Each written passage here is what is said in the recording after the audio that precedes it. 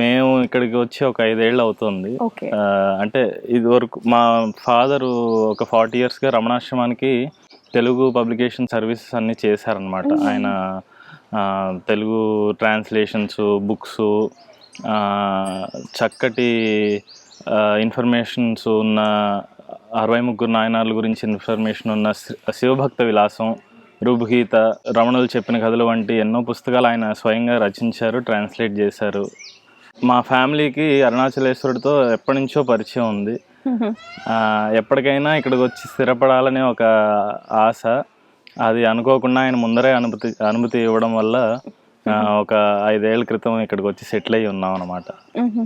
వచ్చిన తర్వాత అమ్మవారు అనుగ్రహం కలగటం, ఆవిడ ఒక అవకాశం, ఆవిడ్ని సేవించడానికి ఒక అవకాశం ఇవ్వడం, భక్తుల్ని సేవించడానికి ఒక అవకాశం ఇవ్వడంతో ప్రతిరోజు మన దగ్గరికి వచ్చిన వాళ్ళందరికీ అన్నదానం, తర్వాత పౌర్ణమికి విశేషంగా అన్నదానం ఇవన్నీ చేయడం జరుగుతూ ఉంది.